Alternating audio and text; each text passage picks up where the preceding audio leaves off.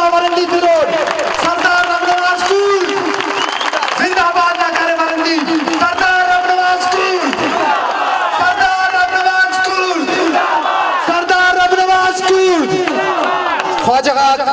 दाना इनकलाबिया करे ख्वाजो मेहरबान दाना ना करे हमो लीडर है दाना ना हमो ख्वाजे येलो साथ फासले करे थे निश्चिता जो दुदू पड़े सरदार साहब थे न डाल करे खनी के चूरे खुले नुमा बखैर करने के चाहिए खूब गाना तारीख जिंदा करो का दामर्द मुजाहिद तनिया नुमा तर्जमाना मारो रे रब्बे पाक ना कसम है अगली को काम है अरफेने का काम है नुमाइनो हवारो रे ये कावार मरो रे ना मुस्लिम कारवाने दरो रे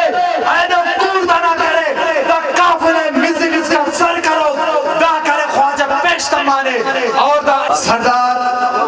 रब नमाज खूब गाना दस्तार बंदी ना बिना मनी में चाहिए सादात कराम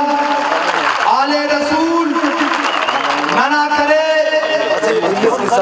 साईं तैमूर शाह दुपासी साईं करे मना मुर्शिद मरवी साहब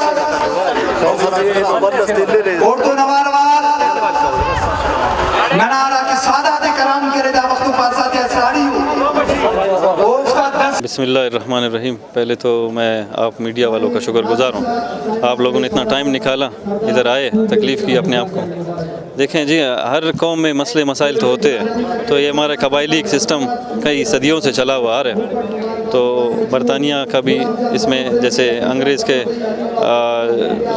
प्रिंस जो आते हैं तो वो भी अपना जो उनका बड़ा बेटा होता है या बड़ी बेटी होती है तो वो आते हैं, तो वो एक अंग्रेज़ का एक रिवाज जा रहा था। अभी इस बार हमने अपना रिवायत बलोची रस्म व रिवाज से किया कि एक सरदार का बड़ा बेटा नहीं आ सका, तो उसके बाद हमने सरदार का चाचा का बेटा मैं मुंतखब हुआ, कौम ने मुझे मुंतखब किया। मसले मसाइल तो बहुत पड़े हैं इधर 17-18 सालों से। इंशाल्लाह मेरी पूरी कोशिश होगी, मैं इनको रस्म व रिवाज के हिसाब से, अल्लाह रसूल के हिसाब से, जो हमारा शरई हिसाब है, हमारा शरई और कबायली हिसाब तकरीबन एक जैसे है, कुछ हमारा उसमें ऊपर नीचे होगा, उस हिसाब से मैं हल करने की पूरी कोशिश करूँगा। आप अपनी कौम को आज के दिन क्या पैगाम देना चाहेंगे? मैं अपनी कौम को पैगाम ये देना चाहूँगा कि इंशाल्लाह अब लड़ाई का दौर ख़त्म हो गया, अब कलम का दौर शुरू हो गया। रबनवाज मेरा नाम, अभी सरदार रबनवाज के हिसाब से मैं आ गया हूँ। इंशाल्लाह ताला मेरी पूरी कोशिश होगी कि हम जितने भी हमारे लड़ाई झगड़े हैं वो इंशाल्लाह हम ख़त्म करेंगे और कलम उठाएंगे।